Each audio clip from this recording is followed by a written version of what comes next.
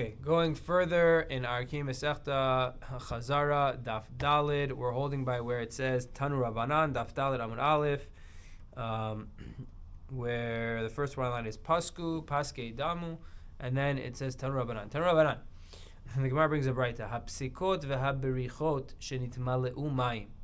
So if you have different types of bodies of water, pools of water that got filled up with water me'erev Yom Tov. They already were filled up before with water from erev Yom Tov. Asur lahashkot mehen becholo shel moed. You're not allowed to use them to provide water for your field on chol hamoed. V'im hayta amat hamayim overet beinehen. But if you have a amat hamayim, a canal of water, running water going into them, then mutar. It is mutar.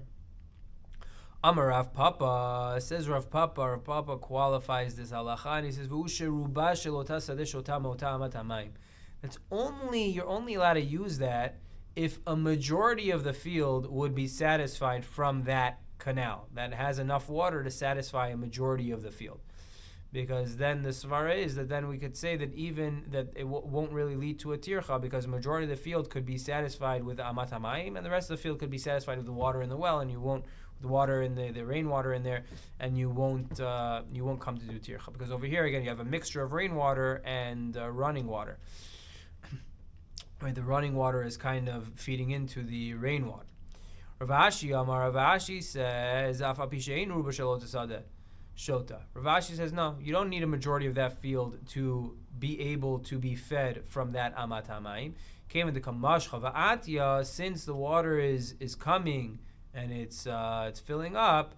So meimar amar ilo shatya lechad yoma tishti litrei utlata. If I don't feed my field in one day, so I'll feed it in 2 or 3 days. Meaning, even if I don't have enough running water to feed my field, to water my field, but I'll use the water and then the pool will fill up again, and I'll use it tomorrow and I'll use it the next day. I won't ever be matriach necessarily, because I don't have to do it all in one day, and it's gonna fill up, and I'll use more water the next day. Okay, so therefore that the Gemara says tishti litrei ultata yome. I could feed my field, water my field in 2 or 3 days. Tanu Rabbanan. Says the Baraita, Berecha shenotefet mayim misdei beit hashlachin zu, mutar lashkol misdei beit hashlachin acher. If I have a field, so Rashi says that we're talking about a case where you have a beit hashlachin on a higher plane, and you have a beit hashlachin on a lower plane, and then you have some type of reservoir or pond of water on the lower plane, and the beit hashlachin on the upper plane is being fed by a spring, and that spring causes the water to overflow into the bottom little pond, and you want to use that water to feed the bottom beit hashlachin. So the Braita says, if there's dripping water from the top beit hashlachin into that pond, you're allowed to use that pond to water the lower beit hashlachin.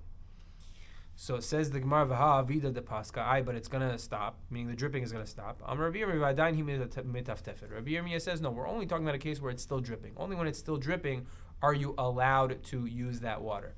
Amar Abaye says Abaye. Additionally, v'hu shelo pasak ma'ayan rishon. It's only if the ma'ayan rishon, the original spring, did not stop. So you have to have 2 conditions in order to be able to use the water in the bottom pool. Number 1, it's still dripping, it's still overflowing from the top beit hashlachin. And number 2, the source feeding the top beit hashlachin did not stop. So if you have it dripping but the source stopped, it's just still overflowing, asur, you can't use it.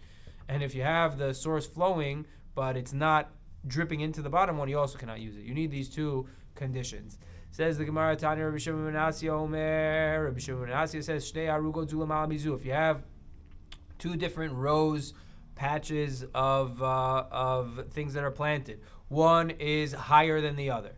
Lo yidle mina tachtona v'ashket elino. You can't go to the bottom row and draw water and be mashke, feed the water to the higher area. You can't water the higher area. Why? Because it's tircha to bring the water from down up.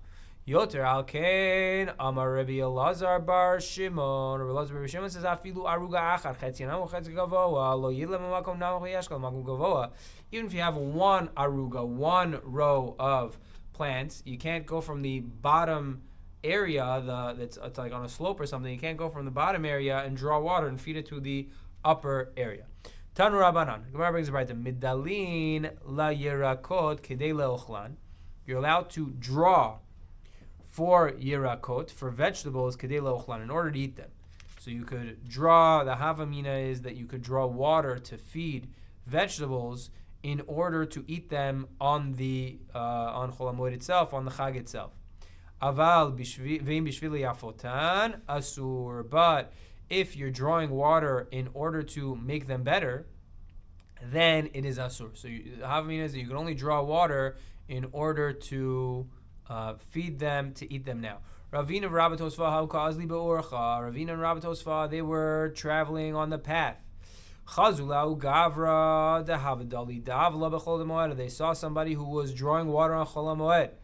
Amar le Rabbi Tosfa le Ravina late Mar le Shamte. Rabbi Tosfa said to Ravina, Mar, you should come and be mishamed and put him in cherim. Amar le, he said to him, Rabbi Tosfa answered back, Vatani medalin le yarakot kedei lochlan. What are you talking about? We have a brighta. It says you're allowed to draw for the yarakot. You're allowed to draw water for yarakot to eat them. So he's not doing anything wrong. He's drawing water to eat his yarakot.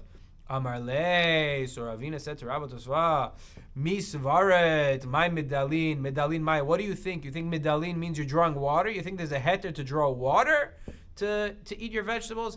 My medalin, what does it mean medalin? Medalin is shilufe, it means shilufe, it means to pluck out the vegetables. Now how do I know medalin could mean to pluck? Keditnan. It says in the Baraita, Hamedi, or Mishnah rather, Hamedel bagefanim, someone who's being medel, he's plucking out vegetables, or really grapes, from his grapevine. So they would agriculturally they would pluck out some grapes in order to beautify and better the rest of the grapes. The